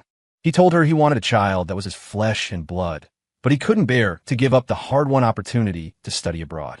So, like a fool, she had swapped the IVF samples, endured 9 months of pregnancy, and quietly waited for him in her own country. For 7 years, she had elevated him to a top executive position in her company, making him a star in the design world, thinking this would repay the non-existent debt she owed him. But now she knew it was all an elaborate trap he had designed. At this thought, the look in Claire's eyes was so savage it was as if she wanted to devour him whole. If it weren't for you, Ethan never would have left. She remembered the redness in Ethan's eyes on the day he agreed to the divorce, and a sharp pain lanced through her heart. It was her fault. She had wronged him. Claire's eyes were bloodshot, her entire being radiating a murderous intent. Julian Croft, you deserve to die. The next second, her hand, already on his neck, tightened. Julian's face instantly turned a deep purple. His tongue lolled out, his eyes rolled back, and his limbs thrashed uselessly. He was moments from death. Hiss! A sharp pain shot through Claire's arm. She instinctively let go, and Julian collapsed to the floor, clutching his throat and coughing violently. It was Caleb. He was biting her arm, refusing to let go. The three children had no idea why their mother had suddenly tried to kill Julian. But he was their biological father, the man who had told them since they were little, "Daddy loves you most." They spread their arms, shielding Julian, their eyes red as they begged, "Mom, please let Uncle Julian go. He'll die if you keep going. We've already lost one dad. We don't want to lose another." Amidst their children's cries, Claire's sanity slowly returned. Looking at the fear and pleading on their faces, her expression became incredibly complex. A man like him doesn't deserve to be your father. Remember this.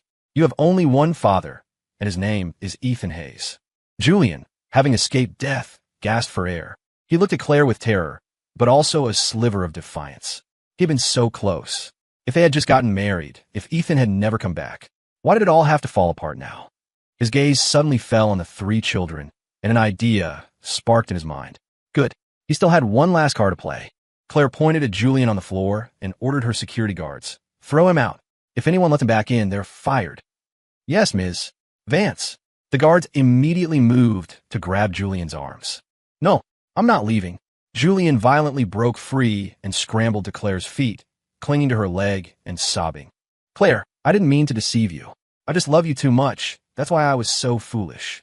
I'm not asking for anything else. Just let me stay and take care of the children until Mr. Hayes comes back. I owe them so much. Please, give me a chance to make it up to them." The three boys, seeing him crying so desperately, remembered all the gifts he had given them and felt a pang of pity. They all looked at Claire. "Mom." Claire clenched her fists and slowly closed her eyes.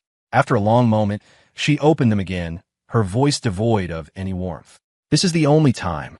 Julian, get rid of your filthy ideas. If I catch you pulling any more tricks, I'll make you wish you were dead." With that, she took a deep breath, forced down her rage, and turned to leave.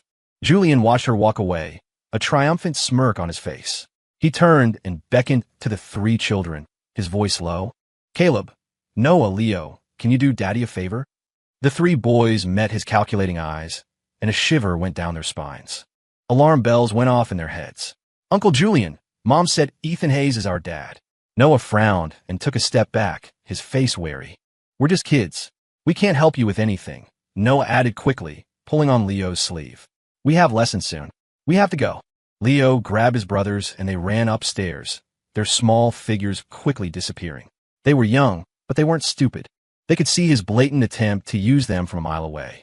Julian was left standing there, watching them run away, his eyes filled with a crazed, bloodshot fury.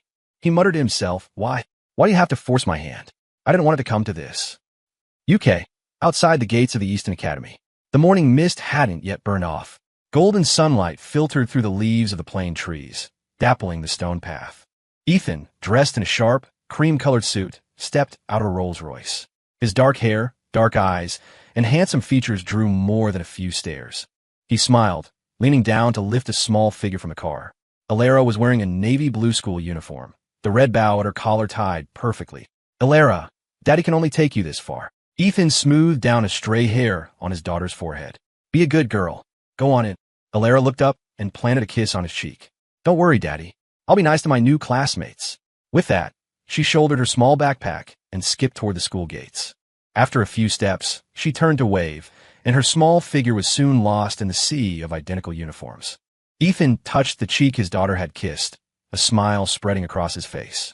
Since coming to the UK, perhaps because he was in a better mood, Alara's health had improved dramatically, and she had become much more lively, finally showing the playful spirit of a child her age. Back in the car, his assistant, Mr. Evans, handed him a file. "Mr.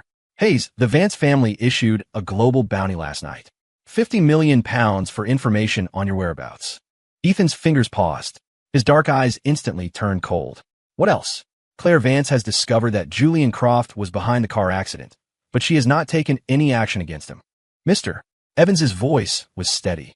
"Croft is still living in the Vance home under the pretext of caring for the children." The pen in Ethan's hand stopped moving, his expression unreadable. "From now on, you don't need to report anything about the Vance family to me." He signed his name and pushed the file back. "Whatever they do has nothing to do with me." Just as he finished speaking, a news alert popped up on his phone. The headline was jarring. "Vance Corp CEO in live broadcast seeking husband apologizes and begs for ex-husband's forgiveness." Ethan raised an eyebrow and tapped the link. Claire's beautiful but haggard face filled the screen. She was wearing a tight red dress, her hair slightly disheveled, speaking to the camera with a desperate plea. Ethan, I'm sorry. Please accept my long overdue apology. The divorce was never what I wanted. I've always loved you. If Julian hadn't deceived me, I never would have done those terrible things to you. If you'll just come back, I'll do anything. At the end of the video, the three boys crowded into the frame, shouting in unison, Dad, we miss you so much. Please come home. Watching this melodramatic performance, Ethan felt no sympathy. Instead, a wave of nausea rolled in his stomach. He scoffed and tossed the phone onto the empty seat beside him. Mr. Evans, contact the legal department. I want this story buried immediately. Also, inform the PR team that I will be holding a press conference at 3 o'clock this afternoon to formally announce my identity. If the Vance family was determined to drag him back into this circus, then he might as well step into the spotlight. And his gaze shifted to the distance, a resolute glint in his eyes. Reply to the Sterling Corporation. I accept the marriage proposal. Not long after he had officially taken over the Hayes family's international operations, the Sterling family had sent a representative to the UK. The Sterlings, along with the Hayes, Vance, and Warren families, were one of the four great families of their city, with a long history and formidable power. Most importantly, Serafina Sterling was in love with him, and he didn't dislike her. Ethan's eyes flickered as he drifted into a distant memory. In his past life, not long after his death was announced, Serafina had mobilized the full force of the Sterling family to wage a war of mutually assured destruction against the Vance family. But by then, Vance Corp had already absorbed the Hayes assets and was too powerful. The Sterlings didn't stand a chance. After her failed attempt at revenge, Serafina had gone to his grave, drank a glass of poison, and taken her own life. Reborn, he didn't want to fail her devotion again. Soon, his phone rang. The name, Serafina Sterling, flashed on the screen. He answered, and her voice, tinged with nervousness, came through. Are you really willing to marry me? Ethan caught the slight tremor in her voice and smiled. What, you're not? Serafina's breath hitched. After a moment, she let out a bright, clear laugh. Of course I am. I'll have my PR team release the announcement right now. She paused, her voice brimming with unconcealed joy. Are you ready? A sharp glint flashed in Ethan's eyes. He had been ready for a long time. Of course, the alliance between the Hayes and Sterling families was inevitable. He would not let the tragedy of his past life repeat itself. That afternoon, the upper crust of New York City was rocked by a massive scandal. Serafina Sterling, the head of the Sterling Corporation, held a high-profile press conference and publicly announced her engagement to the Hayes family. The reporters erupted. They swarmed the stage. Ms. Sterling, are you really marrying into the Hayes family? Mr. Hayes is CEO Vance's ex-husband, and she clearly still has feelings for him. Doesn't that bother you? There are rumors you've been in love with Mr. Hayes for years. Is that true? It is. Serafina cut them off, her voice quiet but firm. Ethan Hayes is my fiancé. I love him, so of course his past doesn't bother me. From now on, I will be the one to protect his world. The room exploded. This was no response. It was a public declaration of love. Immediately following, the Hayes family, from their headquarters in the UK, released a simultaneous announcement with a series of documents confirming the engagement, leaving no room for doubt. In the CEO's office of Vance Corp. Crash. Claire swept everything off her desk, her eyes bloodshot as she screamed. Impossible. Why would Ethan agree to this? This has to be a publicity stunt. But then, a picture of an invitation appeared on her phone. The gold-stamped character for double happiness seared her eyes. It was the wedding invitation for the Sterling and Hayes families. The date was set for the 8th of next month. The phone slipped from her hand. Claire collapsed into her office chair, her expression dark and unreadable. It's terrible, Ms. Vance. Her assistant burst in, frantic. The Hayes and Sterling families have joined forces and are launching a massive attack on our stock. Several major shareholders have already said they're pulling out. Claire stared at the plummeting stock prices on her computer screen, her eyes blazing with fury. At this rate, the Vance family business would be bankrupt in no time. She forced herself to calm down. Once she had regained her composure, she gave her orders. Call an emergency shareholders meeting immediately. I'll speak to them myself. Also contact Ms. Warren at once. Tell her I have something extremely important to discuss with her. She clenched her fists and walked to the floor-to-ceiling window. Outside, the city lights sparkled, but all she saw was red. Last month, Ethan was by her side, fussing over her, catering to her every need. It had been only a month since the divorce, and he was already rushing to marry Serafina Sterling. He had turned on her faster than she could have imagined. Could it be that he really didn't love her anymore? She violently suppressed the thought. She picked up her phone and dialed a number. I want a full report on Ethan Hayes and Serafina Sterling's movements. Every detail. Also, book me a flight. I'm taking the boys to the UK. After hanging up, she subconsciously raised her left hand, her fingers tracing the wedding ring she still wore. Her irrational mind told her the most important thing right now was to secure her alliance with the Warren family to fend off the joint attack from the Hayes and Sterling families. But a voice in her heart screamed, clinging to a sliver of hope. Maybe, for the sake of their 3 sons, Ethan would give her one more chance. After a hastily concluded shareholders meeting, Claire drove back to the Vance family mansion. The moment she walked in the door, she was met with bad news. What? Caleb, Noah, and Leo are sick. Julian stood nearby, his eyes red and swollen from crying. Ever since they saw the news about Ethan marrying Serafina Sterling, they've had a high fever. I think the shock was too much for them. Claire had no patience for his theatrics. Her brow furrowed, and she rushed upstairs to see her sons. She pushed open the bedroom door. The 3 small figures were lying in bed, their faces flushed with an unnatural red from the fever. Her anger flared. She spun around to face Julian, who had followed her. They're this sick, and you didn't take them to the hospital? Julian's eyes flickered. He quickly explained, they refused to go. They said they wouldn't listen to anyone until you came home. Nonsense, Claire snapped. We're going to the hospital right now. She directed the staff to carry the children downstairs and into the car.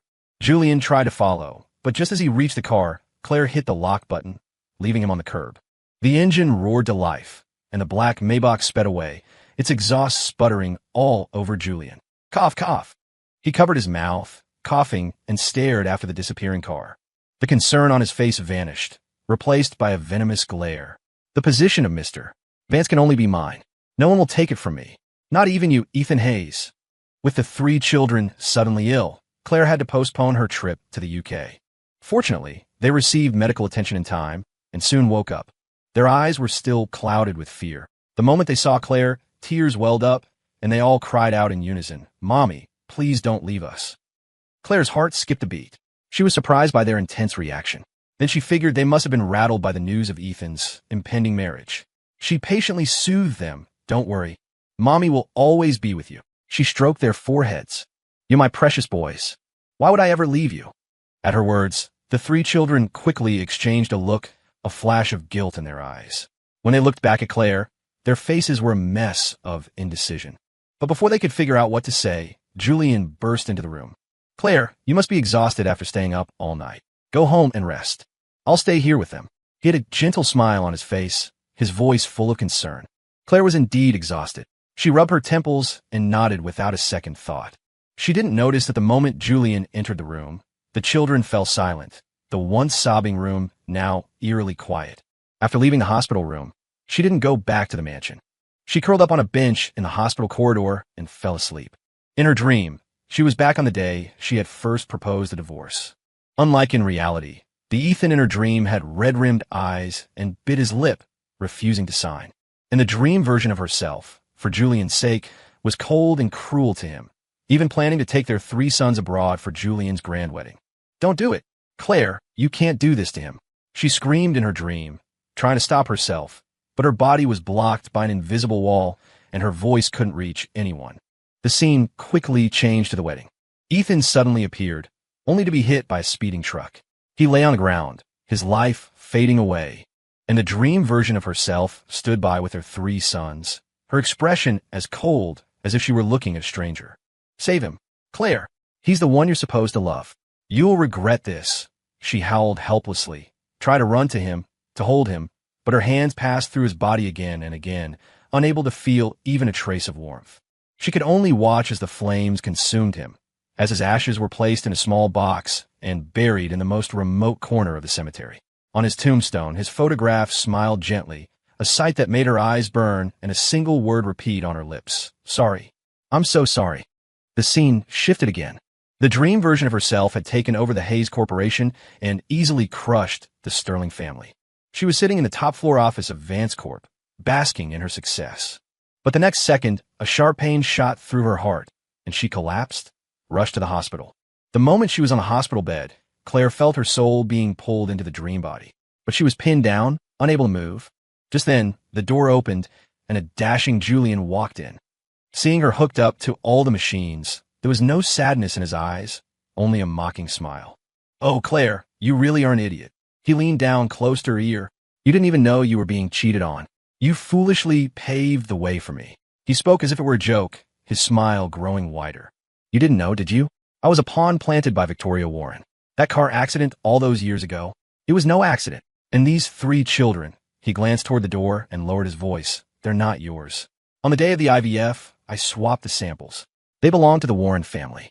The Warrens, the one family among the 4 great families that had always been their rivals. No wonder they had uncharacteristically helped her when she went after the Sterlings. The truth was like a series of daggers, stabbing into her heart. The dream-her's chest heaved, the heart monitor screamed, but the hallway outside was terrifyingly silent. No doctors or nurses came. Julian calmly straightened his hair. "Now that you're useless, it's time for you to make way for me and my children." With that, he mercilessly pulled off her oxygen mask. Claire's eyes snapped open, a terrifying hatred swirling in their dark depths.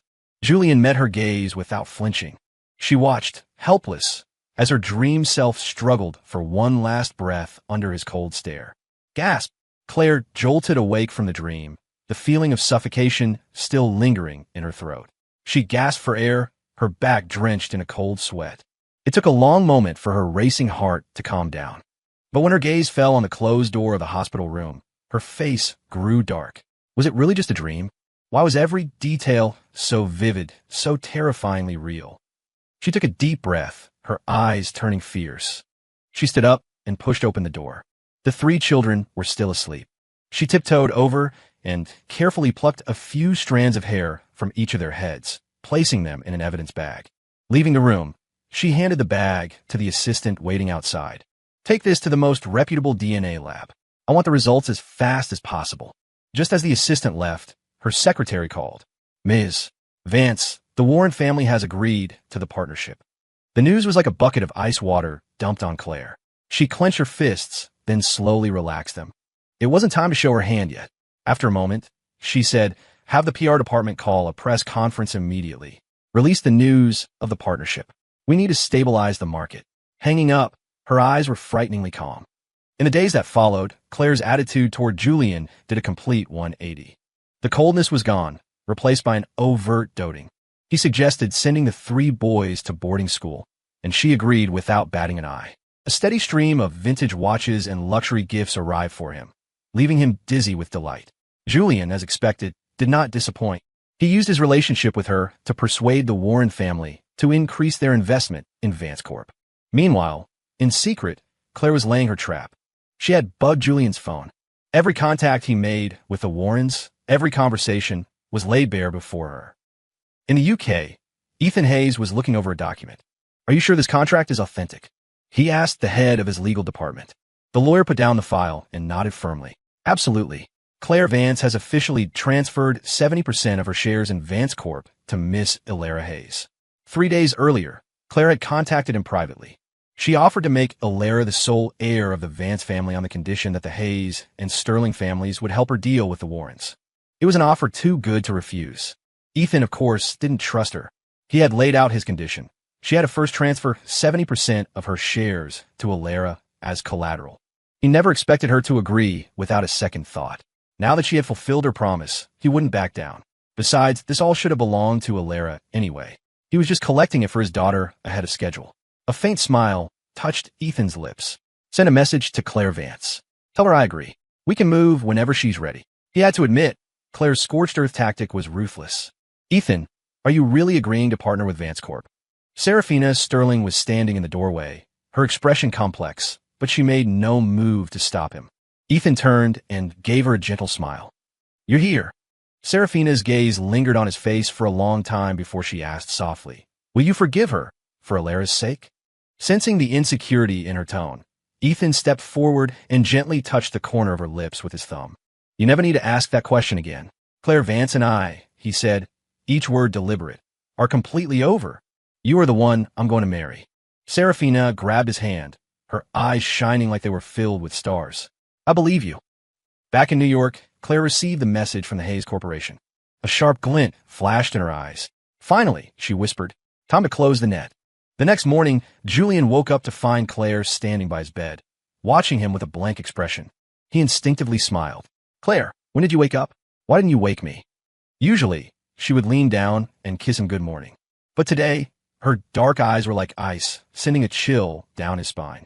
Since you're awake, why don't you tell me about you and the Warrens? Claire said, her voice devoid of any warmth. The smile on Julian's face froze. A flash of terror crossed his eyes. How could she know? He bit his lip, feigning ignorance. Claire, the Warrens? What are you talking about? Did Ethan say something to you? My love for you is true. You can't believe his lies. Claire sneered internally. Even now, he was still trying to sling mud at Ethan. She smirked. If you don't want to talk, that's fine. I've already called the police. You can explain it to them down at the station. Julian's heart pounded. You called the police? Why? I'm your fiancé, the man you love. Even if you want to punish me, you have to at least give me a reason. Claire laughed coldly and threw a file at him. A reason? Fine. I'll give you a reason. You conspired with the Warren family to steal trade secrets from Vance Corp, causing billions in losses. That's your reason. Because you are a corporate spy planted by the Warrens. Julian gritted his teeth, forcing himself to remain calm. He softened his posture, his voice pleading. Claire, I was forced into it. For the sake of the 3 children, please, just forgive me this once. In the past, his pathetic act would have softened her heart, made her pull him into her arms. But now, Claire had seen his true colors. How could she fall for it again? She narrowed her eyes. The 3 children. Are they really mine? She grabbed his chin, her gaze sharp. If you hadn't orchestrated that car crash, forcing your way between me and Ethan, we never would have gotten a divorce. I have only ever loved Ethan. Never you. If you hadn't used your disgusting tricks to confuse me, Ethan never would have left. In the distance, the sound of police sirens grew closer. Julian gripped the bedsheets, the innocent look on his face replaced by a venomous glare. You say I deceived you, fine. But if your love for Ethan was really as strong as you claim, how would I have ever had the chance? Let's be honest, you're just fickle. Ethan Hayes left you because he was completely and utterly disappointed in you. He sneered. You only regret it now because you can't stand to lose the Hayes family fortune, and you're jealous that Serafina Sterling got everything that should have been yours. You hypocritical bitch. Claire's expression turned cold. She slapped him across the face. You're lying. Julian clutched his stinging cheek, blood trickling from the corner of his mouth, his eyes growing more crazed. He knew that once the police arrived, it was all over. He had nothing left to lose. You know the truth better than anyone. Claire lowered her eyes, her aura turning glacial. I was going to show some mercy to the 3 children for old time's sake. Now, I see that's not necessary. This is marriage fraud. I will be taking back everything I ever gave you. From now on, we have nothing to do with each other. Once she dealt with Julian and those children, she could go find Ethan. This time, no matter the cost, she would earn his forgiveness. With that, she turned to pack her bags. Julian never imagined she could be so ruthless. His bloodshot eyes turned wild. The next second, he grabbed a fruit knife from the nightstand and lunged, stabbing at Claire's back. Claire Vance, go to hell. Bang! The door was kicked open. Several uniformed police officers rushed in. Seeing Claire on the floor, a knife in her back, bleeding profusely, their faces grew grim. Quick, get her to a hospital. Julian was immediately subdued. Corporate espionage and attempted murder. He was destined to spend the rest of his life in prison. In just a few hours, the entire financial world was in an uproar. The Vance, Hayes, and Sterling families had suddenly joined forces, launching a brutal attack on the Warren family stock. Caught completely off guard, with all their liquid assets already invested in Vance Corp, the Warrens were powerless to fight back. In the blink of an eye, billions in market value evaporated. The Warren matriarch, Victoria Warren, nearly fainted from rage, screaming at her subordinates. Damn it! Didn't I tell you to monitor Vance Corp around the clock? Why am I only hearing about Claire's alliance with the Hayes and Sterling families now? What the hell is going on? Find out. Now. Her assistant, his face pale, was on the verge of tears. Ms. Warren, we've been doing as you asked. Claire Vance is too cautious. The only person we had access to was Julian Croft. Do you want to? Victoria's heart leaped. A horrifying thought occurred to her, and her face went white. Could Clara found out Julian was a spy? How many of the Warrens' secrets did he know? If her forehead broke out in a cold sweat. Her hands trembling, she dialed Julian's secret number. No one answered. Her expression shifted rapidly. Finally, she grabbed her phone to book a flight, desperate to get away. But it was too late. Bang! Her assistant burst in, his face ashen. Ms. Warren, the police are here. They insist on seeing you. Victoria's portly frame trembled. Stall them. Do something. Quick. With that, her large body moved with surprising speed as she sprinted toward the parking garage. She had just stepped out of the elevator when she was met by a wall of police officers. They held up a warrant, their tone grim. Victoria Warren, you're under arrest for tax evasion and trafficking of state secrets. Please come with us. The color drained from Victoria's face. She was led away, her expression gray and defeated. With Victoria's arrest, the news of the Warren family's complete collapse rocketed to the top of the news feeds, igniting a firestorm online. Julian was in prison. Her arch-rival was destroyed, but Claire, lying in a hospital bed, felt no joy. She had received word that Julian's parents had taken the 3 boys to the UK. It was clear they were going to cause trouble for Ethan. Ignoring the wound in her back, Claire forced herself to book the next flight to the UK. This time, she would not let Ethan be harmed in any way. UK. Ethan stared at the 3 boys brought before him by Julian's parents, his expression grim. Julian's parents fell to their knees with the children, and the media cameras instantly swiveled toward them, flashes popping incessantly. Mr. Hayes, please have mercy. Spare our son. Julian's mother wailed, her voice deliberately loud. You're a powerful, important man. Why must you persecute my son? Besides, as the father of these 3 children, how can you be so cruel as to abandon them? At her words, the reporter's eyes lit up, the flashes becoming even more frantic. Ethan noticed someone in the crowd live streaming on their phone, and his temple began to throb. Onlookers who didn't know the full story began to murmur their disapproval. My God, is he really putting his ex-wife through all this? Doesn't his new fiancée have anything to say about it? Ms. Sterling must be a doormat, letting him get away with this. TSK, abandoning his own sons out of spite. How heartless. Ethan's face darkened. His sharp gaze swept over the 3 boys. Caleb, Noah, Leo, I'm giving you one last chance. Come stand by my side, and I will forget what happened today. The 3 boys flinched and instinctively started to get up, but Julian's parents held them down firmly. They whispered threats in the children's ears. Julian is your biological father. He's in trouble now. If you abandon him, you're no better than animals. The boys' faces turned pale, and they lowered their heads in defeat. Ethan's brow furrowed. He let out a sudden, humorless laugh. So you decided to use these 3 children to threaten me. Julian's parents smiled smugly. You misunderstand, Mr. Hayes. The children are old enough to know right from wrong. This is their own choice. They were certain that with the children as leverage, Ethan would have to give in. Despite being publicly threatened, Ethan remained calm. He looked at the 3 boys for a long moment. If this had been his past life before he knew the truth, he might have softened. Tell me what you want. Julian's parents exchanged a triumphant look. The father announced loudly, we want you to immediately stop your actions against the Warren family and draw up a will designating Caleb, Noah, and Leo as the sole heirs to the entire Hayes fortune. A wave of gasps went through the crowd. So, this is just a shakedown for money? But they are his children. It's normal to leave them the inheritance, isn't it? Let's see what Mr. Hayes does. All eyes were on Ethan, waiting for his answer. His expression was unreadable. After a long pause, he said 4 clear words, I do not agree. A flash of anger crossed the father's eyes. He raised his voice, playing to the cameras. Did you all hear that? Is that something a father should say? When he got divorced, he only took the daughter so he could remarry Ms. Sterling. Now that he's found a new wife, he'd rather give away his billions than spare a single penny for his sons. How can there be such a wicked father in this world? He wept, his performance utterly convincing. The murmurs in the crowd started up again, many siding with the 3 boys. They are not my fiancé's children. Why should he give his fortune to strangers? A sharp, cold female voice cut through the noise. Seraphina Sterling had appeared at Ethan's side. Her piercing gaze swept over the crowd, and the chaotic scene instantly fell silent. Or are you trying to use mob mentality to blackmail my fiancé? Under her powerful presence, the crowd instinctively looked down. But soon, someone caught the main point of her statement. The 3 boys weren't Ethan's children. Julian's mother immediately jumped up to refute her, waving a document in her hand. Ethan Hayes, you dare say these 3 children are not your flesh and blood? I have their birth certificates right here. In the father's name section, it clearly says Ethan Hayes. You're disowning your own children just to marry into the Sterling family. Can you live with yourself? Ethan ignored the birth certificate, simply looking at his lawyer, who was standing behind him, and nodding slightly. Show them. The lawyer understood. In front of everyone, he pulled 3 documents from his briefcase. We have here 3 DNA paternity reports, proving that the biological father of these 3 children is not Mr. Ethan Hayes.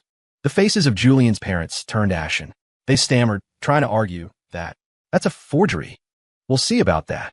The lawyer, his face impassive, produced another 3 reports. These are the paternity tests between the 3 children and Julian Croft. The probability of kinship is 99%. As he finished speaking, he used the projector on site to display a piece of long-buried security footage. On the screen, a masked Julian Croft snuck into a lab and, when the staff wasn't looking, swapped 2 labeled test tubes.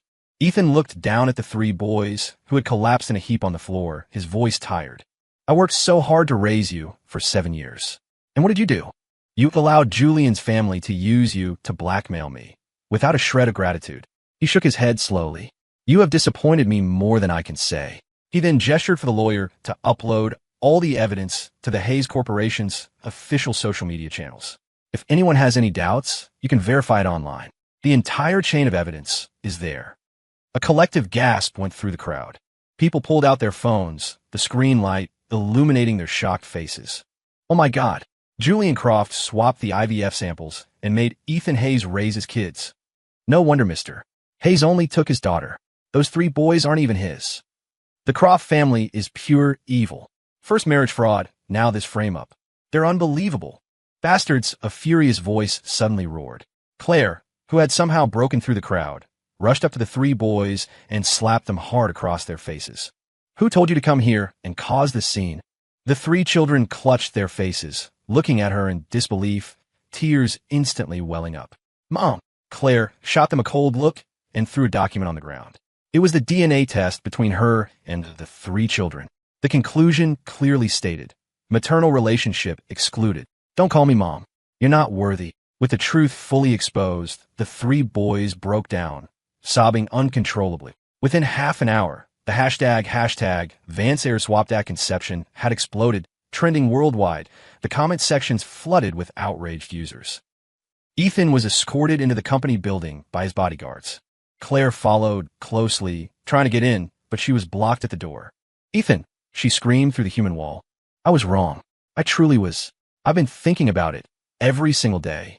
I shouldn't have hurt you for some misguided sense of obligation, and I never should have let Julian deceive me and create so many misunderstandings.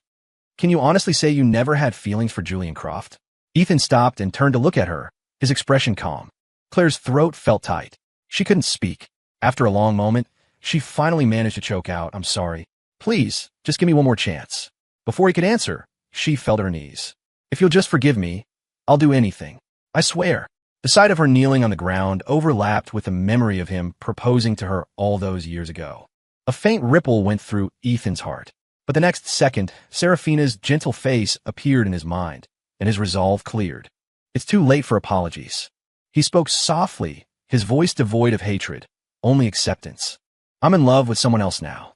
With that, he turned and walked towards Serafina, who was standing quietly nearby. She is my fiancée and the woman I love. He looked back at Claire and said, each word a final nail in the coffin. Go home, Claire. I don't want to see you again. Claire's outstretched hand fell limply to her side. But she didn't leave. She remained there like a statue, her gaze fixed on the private elevator. Employees passing by couldn't help but point and whisper, is that Mr. Hayes' ex-wife? Looks like she really regrets it. What's the point of regretting it now? She was so cruel to him before. Who is she putting on this show for? Exactly, Ms. Sterling is so good to him, not only personally but also professionally, sending deal after deal his way just to make sure he's okay. I heard they're getting married in a week. Then Ms. Sterling will be his wife for real. What's an ex-wife doing hanging around here? The words were like needles pricking at Claire. The proud woman was deeply uncomfortable, but still, she refused to leave. It wasn't until the sky was completely dark and the building was empty that she finally, reluctantly, left. But she didn't give up. She soon found the address of Ethan's villa in the UK and drove there. The moment she got out of the car, the scene at the garden gate shattered her completely. Ethan was leaning down, kissing Serafina. The moonlight bathed them in a soft glow, a picture of domestic bliss that was blindingly painful to watch. What are you doing? Claire screamed, rushing toward them like a madwoman. Ethan was startled. When he saw it was her, his brow furrowed. What are you doing here? Serafina, however, slowly licked her lips as if savoring the kiss. She wrapped her arm around Ethan's and looked up at Claire. Ms. Vance, my fiancé and I are having a private moment. I don't believe it's any of your business. In fact, common courtesy would suggest you leave. Claire's face turned purple with rage. She forced her anger down and stood before Ethan, her eyes pleading. Ethan, I've cut all ties with Julian. Everything is over between us. Please stop being angry with me. Come back to me. I promise. I will never betray you again. Faced with her confession, Ethan just calmly shook his head. He was no longer the young man who could be swayed by sweet words. 2 betrayals across 2 lifetimes had shown him Claire's true nature. I've already told you. We're over. I'm getting married soon. Please stop interfering in my life. Rejected again, a film of tears welled up in Claire's eyes. Her voice broke as she continued to beg. Ethan, for Alara's sake, can you just give me one more chance? If you just say yes, I'm willing to transfer all my assets to Alara's name as compensation to you and our daughter. Please. Claire had always been proud, obsessed with her status. To win Ethan back, she had knelt before him. Now, she was offering her entire fortune. It was clear she was truly repentant. But love, once gone, was gone. No matter what she did, it couldn't stir a single ripple in Ethan's heart. To make her give up for good, Ethan pulled Serafina closer and, lowering his head, kissed her full on the lips. Serafina was momentarily stunned. Then a gentle smile spread across her face. She wrapped her arms around his waist and deepened the kiss. Ethan, you. Claire's eyes were wide with fury. Ethan's actions were the cruelest blow. He gave her no more chances to argue, taking Serafina's hand and leading her into the villa. The door shut with a final thud, leaving the desperate figure outside. Claire stood there like an abandoned puppy, pathetic and helpless. Sometime later, a light rain began to fall. The water soaked her clothes, a cold wind seeping through, chilling her to the bone. But she seemed not to notice, just staring blankly up at the second-floor window. Through the misty curtain, she could clearly see 2 figures embracing, a picture of warmth. In that moment, her heart felt like it had been frozen solid. The next day, Ethan got up as usual to go to work. Halfway there, he received a call from an unknown number. He hung up, but the person immediately sent a text. He opened it. A photo of Alara, sleeping soundly in a bed, and sitting beside her was Claire. Ethan's face changed instantly. He called the number back. Claire, where did you take my daughter? Claire's hoarse voice came through the phone. Ethan, Alara is my daughter too. I just wanted to spend some time with her. Is that so wrong? Ethan didn't believe a word of it. The unease in his heart grew stronger. As expected, her tone shifted. Ethan, it's been so long since our family ate together. I really miss those days, all of us around the dinner table. Ethan let out a long breath, his fingers tightening on the phone. The address. I'm on my way. After he hung up, a location was sent to his phone. Ethan wrenched the steering wheel, turning the car around and speeding toward the suburban address. It was a secluded villa. The moment he stepped inside, Ethan froze. The decor, the furniture, it was an exact replica of the old Vance family mansion back home. Ethan, you're here. Claire was holding Alara, slowly descending the stairs. When Alara saw Ethan, her eyes instantly reddened. Daddy! She struggled to run to him, but her body was limp and weak. She couldn't move. Alara's eyes grew wider with fear. What did you do to her? Ethan demanded, his voice shaking with rage. She's your own daughter. Claire's expression was tragic. Don't worry. I won't hurt her. I just wanted to have a nice meal with you. Why is everyone so against it? Seeing her like this, Ethan's expression hardened. A sense of dread washed over him. He tried to take out his phone to call for help, but there was no signal. Ethan, dinner is ready. Please sit. Claire, as if not noticing his attempt, placed Alara in a dining chair and then pulled out the chair opposite for him, a faint smile on her lips. But that smile sent a chill down Ethan's spine. He didn't take the seat. He rushed to Alara's side and knelt. Alara, are you feeling okay? Alara's small body was trembling. Daddy, I can't move.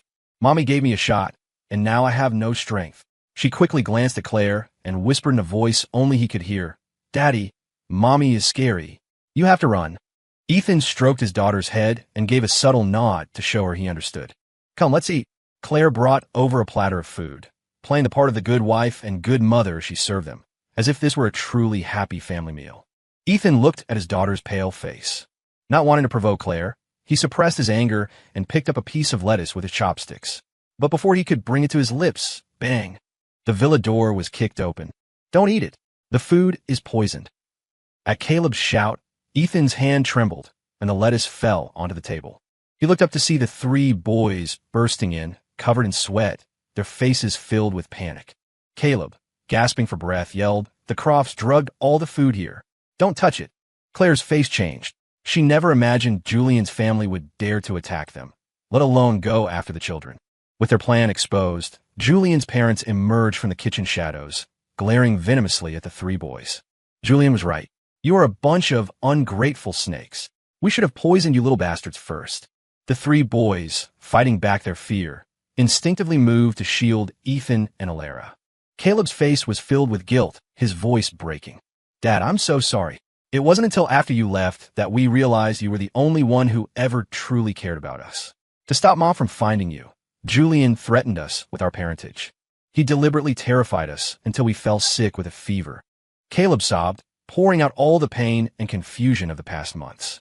Noah continued. "Then he was afraid we'd talk, so he sent us to a boarding school and just left us there." Leo pointed at Julian's parents, his small face contorted with rage. "They forced us to come to the UK, they hid us, and they made us lie to the reporters. After Julian went to prison, they went crazy. They said they were going to kill all of you and then use us to inherit the family fortune." The three boys yanked up their sleeves, revealing arms covered in a horrifying patchwork of bruises. Tears streamed down their faces, but they shouted in unison, "We can't make the same mistake again. We have to protect you, even if it costs us our lives." Ethan, holding Alara, felt a flicker of emotion. He looked at the three boys with a complicated expression, shock, pity, but no longer any connection. Claire's lips tightened. She stood in front of them all. "It's my responsibility to protect you." In that moment, all the hesitation was gone from her eyes. Julian's parents had lost their patience. "Get them," they roared. At their command, several thugs armed with machetes emerged from the sides, surrounding them. Claire gritted her teeth and charged forward, fighting desperately to protect the people behind her.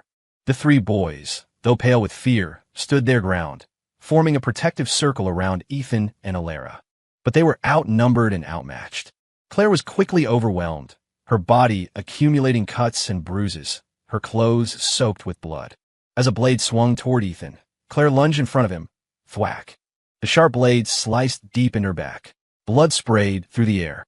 She managed to turn her head, forcing a smile, as if to tell them not to be afraid. It all happened too fast. Ethan felt a warm splash on his face. He watched as Claire collapsed, his mind going blank for a second. Just then, another machete came swinging at them. Ethan instinctively pulled all four children into a tight embrace, shielding them with his own body, and shut his eyes in despair. Bang, bang, bang. Several gunshots rang out. The thugs dropped to the ground. Ethan's eyes flew open to see Serafina bursting in with the police, her face a mask of terror. "Ethan, are you all okay?" The breath he had been holding rushed out. The tension left his body, and he finally felt a wave of relief. They were safe. "I'm fine." He wiped the blood from the corner of his eye. "This blood, it's Claire's." His hand trembling, he reached out to check for a pulse. When he felt the faint, shallow breaths against his fingertips, he let out a quiet sigh of relief and yelled to a nearby officer. "She's still breathing. Get her to a hospital." Even though he no longer loved her, he had never wanted to see her die in front of him. Seeing their plan had failed, Julian's parents tried to slip away in the chaos. But Caleb's sharp eyes spotted them. "They're getting away. Stop them," he yelled. In the end, they were tackled to the ground by the police and handcuffed. Serafina gripped Ethan's hand tightly. "Don't worry. I'll make sure they pay for this." When Claire woke up, she was in a hospital bed. The room was empty. A bitter taste filled her mouth. After coming so close to death, she had finally figured it out. The best way for her to love him now was to leave him alone. Just then, the door opened. Claire's eyes lit up for a second, but then dimmed when she saw it was the three boys. She laughed at herself. What was she still hoping for? The three boys looked timidly at her on the bed. "Mom," they whispered, "we came to see you." Claire nodded, gesturing for them to come closer. Seeing that she wasn't angry with them, the boys' faces lit up and they rushed to her bedside. Claire looked at them and said suddenly, "Do you still want to live with me?" The boys exchanged a worried glance. "Mom, even though we're not really your children, you'd still want us?" Their eyes were filled with anxiety as they waited for her answer. They had been through so much and the once arrogant little boys had finally grown up. Claire smiled faintly. Even if I'm not your biological mother, I still carried you for 9 months and gave birth to you. It's my responsibility to take care of you. If before coming to the UK, she had been ready to send them to an orphanage, after this ordeal, her resentment toward the 3 repentant children had vanished. They were so similar, all of them having hurt the person who loved them most, and all of them filled with regret. Perhaps it was this shared experience that softened her gaze. But you have to promise me one thing. When you grow up, you'll protect Alara. The 3 boys nodded solemnly. Alara is our sister. We will always protect her. The day Claire was discharged from the hospital was Ethan's wedding day. She took the 3 boys and stood in a corner of the venue, watching him place the ring on Seraphina's finger. When the wedding bells rang, a genuine smile spread across her face. Ethan, I wish you all the happiness in the world. She didn't stay long. She took the children's hands and left quietly. Ethan, as if sensing something, looked toward the spot where they had been standing. But it was empty. Ethan, it's time to kiss the bride. Right. Ethan smiled and leaned in, pressing his lips firmly against Seraphina's. The crowd cheered, and the wedding concluded perfectly. The next day, Ethan received a letter. It was from Claire. He opened it. Ethan, it began, by the time you read this, I will have already taken the children back home. I'm sorry for all the trouble I've caused you. Seeing you so happy is enough for me. From now on, I will not bother you again. Forgive my past foolishness and ignorance. I have been punished for it, losing everyone I cared about. I will raise the 3 children well and make sure they do not repeat my mistakes. For the rest of your life, I hope you find happiness and peace. Claire. Ethan was silent for a long time after reading the letter. Just then, Alara came skipping up to him, pulling a bouquet of flowers from behind her back. Tada, Daddy's surprise. This is my wedding gift to you. Do you like it? Ethan took the flowers and smoothed her hair. Of course I like it. Thank you, sweetheart. Nearby, Seraphina, wearing an apron, brought out a plate of pastries. Noticing his gaze, she smiled affectionately. I tried a new recipe for pineapple tarts. I hope you like them. Have a taste. The simple comforts of home were the most soothing. Happiness, it turned out, was this simple. The sweet and tangy flavor filled his mouth. A gentle breeze blew past. The letter, which he had placed on the table, was lifted into the air and carried away. Ethan didn't even glance at it. He just kept praising his wife's baking. Time in that moment stood still.